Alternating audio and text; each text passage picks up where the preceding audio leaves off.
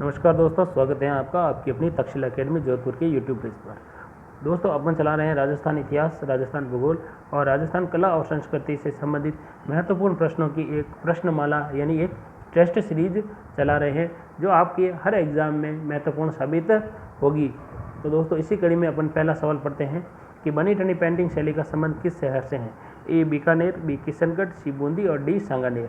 तो इसका जो सही आंसर होगा वो है किशनगढ़। देखो, किशनगढ़ के शासक थे जिनका नाम था सावंत सिंह। सावंत सिंह की एक पत्नी थी जिनका नाम था बनी ठनी, और बनी ठनी का जो चित्र बनाया था वो बनाया था निहाल चंद ने। बनी ठनी के चित्र इतना प्रसिद्ध और इतना सुंदर था कि इसे भारत की मोनालिसा भी कहा जाता है। कई बार सवाल ये पूछा जाता है कि बनी ठनी पेंटिंग के अंदर जो बनी ठनी का जो नाक के अंदर जो आभूषण पहना हुआ है उस आभूषण का नाम क्या है? तो उस आभूषण का नाम है नोगरी। सवाल पढ़ते हैं अपन दूसरा सवाल ये है कि जैसलमेर के गुंडाराज के लेखक हैं। तो देखिए, जैसलमेर का गुंडाराज एक पुस्तक है और उसके लेखक कौन है? इसके बारे में 4 ऑप्शन है। नैण सिंह, बी सूर्यमल मिश्रण, सी दयालदास और डी में सागरमल गोपा। तो इसका सही आंसर है वो है सागरमल गोपा। देखो, सागरमल गोपा थे वो जैसलमेर के रहने वाले थे। इन्होंने भारतीय स्वतंत्रता संग्राम में, यानी जब भारत स्वतंत्रता की लड़ाई लड़ रहे थे उस समय इन्होंने क्रांति में भाग लिया था, और इन्होंने जैसलमेर के शासक जवाहर सिंह के ऊपर एक पुस्तक लिखी थी, जैसलमेर का गुंडाराज। इसके अलावा इन्होंने 2 और पुस्तकें लिखी थी, रघुनाथ सिंह का मुकदमा, आज़ादी के दीवाने। कहा जाता है कि जैसलमेर की पुलिस ने इन्हें पकड़ लिया था, इनके ऊपर बहुत सारे अत्याचार हुए थे और जेल में ही इनकी मिट्टी का तेल डालकर इनकी हत्या कर दी जाती है। जब इनकी हत्या की जाती है तब इनकी जांच की जाती है गोपाल स्वरूप पाठक समिति के द्वारा। इसके अलावा 1986 में 50 पैसे का डाक टिकट भी जारी हुआ है सागरमल गोपा के ऊपर। तीसरा सवाल है, शेखावटी का प्रमुख नृत्य है? ए घूमर, बी ताली, सी गिदड़ और डी गेर। तो शेखावटी का प्रसिद्ध नृत्य है वो है गिदड़। गिदड़ होली के अवसर पर किया जाता है और शेखावटी क्षेत्र में किया जाता है। चौथा सवाल देखिए, उदयपुर क्षेत्र में बोली जाने वाली भाषा है? ए मारवाड़ी, बी मेवाड़ी, सी खड़ी और डी हाड़ौती। देखिए, उदयपुर क्षेत्र में बोली जाने वाली भाषा है, एक चीज़ नोट करना यहाँ पे, उदयपुर प्राचीन काल में एक रियासत थी और उस रियासत का नाम था मेवाड़, और मेवाड़ में जो भाषा बोली जाती थी उस भाषा का नाम था मेवाड़ी। इसीलिए सवाल ये है कि उदयपुर में कौन सी भाषा बोली जाती है?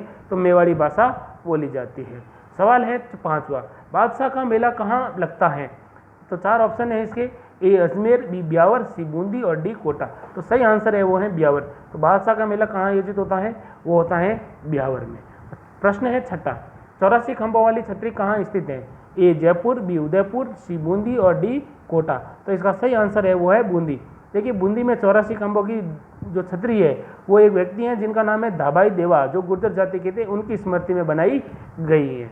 अगला सवाल है 7वां, राजस्थान की कुल जनसंख्या है? 4 ऑप्शन है। ए 5.66 करोड़, बी 6.66 करोड़, सी 6.26 करोड़ और डी 7.66 करोड़। तो इसका सही आंसर है 6.86 करोड़। तो ये इसका सही आंसर है वो है बी।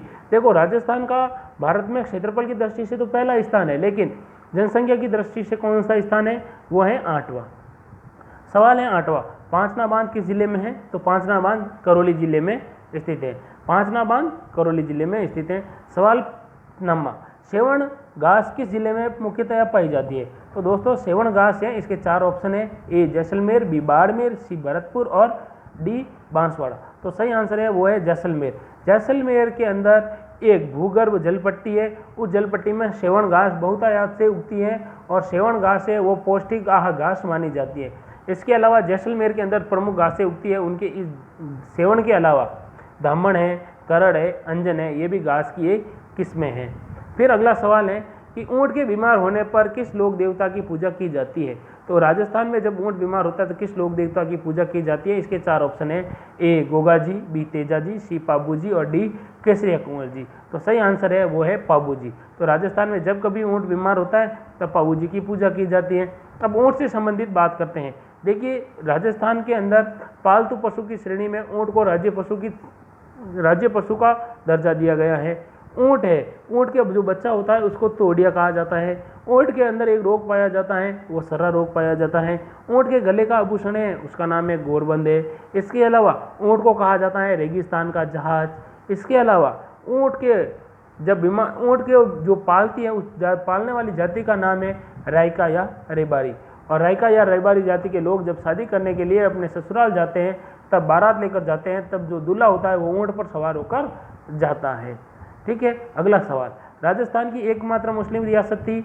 4 ऑप्शन है इसके, देखिए झालावाड़, बांसवाड़ा, टोंक और उदयपुर। तो इसका सी ऑप्शन सही है, टोंक। राजस्थान की एकमात्र मुस्लिम रियासत कौन सी थी? तो वो थी टोंक। सवाल संख्या 12, राजस्थान का सौ किस नदी को कहा जाता है? ए कांतली, बी चंबल, सी माही और डी घग्गर। देखिए राजस्थान का सौ कहा जाता है चंबल नदी को, क्योंकि चंबल नदी अपने बीहड़ बनाने के लिए, उबड़ खाबड़ रास्ते बनाने के लिए, इसके अलावा इसके अंदर जब मानसून आता है और बारिश अधिक होती है तब बाढ़ भी अधिक आती है, इसलिए वहाँ पर जनजीवन है वो क्या होता है, अस्त व्यस्त हो जाता है। इसलिए राजस्थान का शोक कहा जाता है चंबल नदी को। अगला सवाल, छीक माता का मंदिर स्थित है। 4 ऑप्शन है, ए बांसवाड़ा, बी जयपुर, सी उदयपुर और डी कोटा। तो सही आंसर है वो है जयपुर, सॉरी सही आंसर है वो है बांसवाड़ा। बांसवाड़ा में छीक माता का मंदिर है, लेकिन छींच माता का मंदिर है वो है जयपुर में। सवाल संख्या 14, अडाई साके के लिए कौन सा दुर्ग प्रसिद्ध है? Option A Ranthambore, B Chittorgarh, C Kumbhalgarh और डी जैसलमेर। तो अडाई साके के लिए जैसलमेर का दुर्ग प्रसिद्ध है। जैसलमेर में 2.5 साके हुए हैं, यानी तीसरा साका था वो अपूर्ण था, और तीसरा साका 1550 में हुआ था, जिसमें वहाँ के शासक लूणकरण ने केसरिया किया था, लेकिन महिलाओं ने जौहर नहीं किया था। अगला सवाल है, राजस्थान के प्रथम एवं एकमात्र राज प्रमुख थे 26 जनवरी 1950 के बाद, तो वो कौन थे? इसके 4 ऑप्शन हैं, ए महाराजा भवानी सिंह, बी उदयपुर महाराणा भोपाल सिंह, सी उदयपुर महाराणा भीम सिंह, डी जयपुर महाराजा सवाई मानसिंह। तो इसका सही आंसर है उदयपुर महाराणा भोपाल सिंह। सवाल अगला देखिए, 16वां सवाल है, राजस्थान या फिर कह सकते हो भारत का पहला भूमिगत परमाणु परीक्षण कहाँ किया गया था? ए पोखरण जैसलमेर, बी डीडवाड़ा नागौर, सी बामनावा सवाईमाधोपुर और डी शिव नागौर। तो भारत का पहला परमाणु परीक्षण किया गया था पोखरण जैसलमेर में। पोखरण तहसील में एक गांव है जिसका नाम है खेतोलाई, वहाँ पर किया गया था, 1974 में किया गया था। और उस समय भारत के प्रधानमंत्री कौन थी? श्रीमती इंदिरा गांधी। और इस दिन कौन सी तिथि थी? तो वैशाख की पूर्णिमा थी, इसलिए यहाँ का जब सफल परमाणु परीक्षण हुआ तब ये कहा गया कि बुद्ध मुस्कुराए।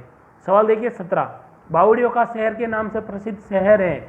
ए जयपुर, बी भरतपुर, सी बूंदी और डी बांदीकुई। तो दोस्तों कहा जाता है बावड़ियों का शहर किसे कहा जाता है? तो वो कहा जाता है बूंदी, यानी बूंदी में बहुत अधिक बावड़ियाँ हैं, इसलिए बूंदी को बावड़ियों का शहर भी कहा जाता है। यानी इसको कई बार अंग्रेजी में भी सवाल पूछा जाता है कि सिटी ऑफ स्टेप वेल्स, तो सिटी ऑफ स्टेप वेल्स कहा जाता है बूंदी को। सवाल संख्या 18, श्रद्धालु किस लोक देवता की गाड़ी की पूजा करते हैं? ए बाबा झुंझार जी, बी पाबू जी, सी हड़बू जी और डी वीर कल्ला जी। तो दोस्तों जो श्रद्धालु होते हैं वो हड़बू जी की गाड़ी की क्या करते हैं? पूजा करते हैं। हड़बू जी रामदेव जी के मौसेरे भाई थे, इनका जन्म बूंडोल नागौर में हुआ था। इसके अलावा हड़बू जी की सवारी है वो सियार है। हड़बू जी गौ पूजा के लिए यानी गौ रक्षा के लिए, या फिर आप कह सकते हो कि गायों की बहुत अधिक क्या करते थे? सेवा करते थे। अगला सवाल है 19वां, राजस्थान के लोक देवता मामादेव का प्रतीक चिन्ह क्या है? ए सर्प, बी बाला, सी तोरण और डी पगली। तो राजस्थान के लोक देवता मामादेव का प्रतीक चिन्ह है वो है तोरण। गांव के बाहर एक तोरण लगाया दिया जाता है और वहीं पर मामादेव जी की पूजा की जाती है। अब देखिए मामादेव जी को बारिश का देवता या वर्षा का देवता भी कहा जाता है। कहा जाता है कि जब मामादेव जी रूठ जाते हैं तब इन्हें पाडे की बलि दी जाती है। सवाल है 20वां, गौतमेश्वर महादेव का प्रसिद्ध मंदिर स्थित है भूरिया बाबा। देखिए ए उदयपुर में, बी दक्षिणी अरावली में, सी मुकुंदरा की पहाड़ियों में और डी अरावली के उत्तरी क्षेत्र में। देखिए गौतमेश्वर का महादेव का मेला आयोजित होता है, वो होता है आपके कहाँ पर? दक्षिणी अरावली पहाड़ियों में, क्योंकि ये मेला आयोजित होता है प्रतापगढ़ में, और प्रतापगढ़ दक्षिणी अरावली पहाड़ियों के अंतर्गत आता है। सवाल देखिए अगला, राजस्थान के एकमात्र लोक देवता जिनके नाम पर डाक टिकट जारी किया गया है। इसके 4 ऑप्शन है, ए देवनारायण जी, बी रामदेव जी, सी गोगा जी और डी तेजा जी। तो सही आंसर है वो है देवनारायण जी। देवनारायण जी के ऊपर 1992 में क्या हुआ था? डाक टिकट जारी किया गया था। लेकिन अगला सवाल देखिए, राजस्थान का रेगिस्तान कितने प्रतिशत भूभाग पर हैं? ए 76.9, बी 45, सी 32.11 और डी 61.11। तो दोस्तों इसका ऑप्शन जो राइट होगा वो होगा 61.11। 11%। यहाँ पर जो 66.11% लिखा हुआ है उसकी जगह 61.11% ही पढ़ा जाए और वही क्या होगा, राइट होगा। सवाल अगला, निम्न में से अर्धचंद्राकार बालू का स्तूप कहाँ बनते हैं? तो अर्धचंद्राकार बालू का स्तूप कहाँ बनते हैं? देखिए 4 ऑप्शन है। ए पश्चिमी रेगिस्तान में, बी शुष्क मरुस्थल में, सी उत्तरी रेगिस्तान में और डी उपयुक्त सभी में। तो अर्धचंद्राकार बालू का स्तूप बनते हैं वो पश्चिमी राजस्थान में बनते हैं। सवाल है अगला, राजस्थान राज्य का कौन सा भौतिक प्रदेश 33 महासागर का अवशेष है? 4 ऑप्शन है।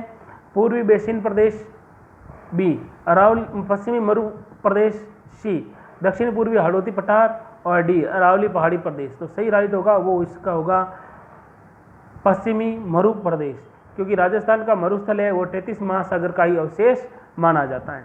25वां सवाल है, निम्न में से राजस्थान की कुल स्थलीय सीमा है? ए 6920 किलोमीटर, बी 5920 किलोमीटर, सी 1070 किलोमीटर और डी 5930 किलोमीटर। तो इसका सही आंसर होगा कि राजस्थान की कुल स्थलीय सीमा है 5920 किलोमीटर है। इसमें से अंतर्राष्ट्रीय सीमा है वो 1070 किलोमीटर है और राजस्थान की स्थलीय सीमा है वो है 8450 किलोमीटर। तो दोस्तों ये था आपका 25 प्रश्नों की एक टेस्ट सीरीज। दोस्तों ज़्यादा से ज़्यादा लाइक कीजिए, शेयर कीजिए एंड सब्सक्राइब कीजिए और अपने दोस्तों भी को भी कीजिए कि जल्दी से जल्दी ये टेस्ट सीरीज़ देखें और आगे आने वाली टेस्ट सीरीज़ को भी नियंत्रित रूप से देखे जाए। और लघु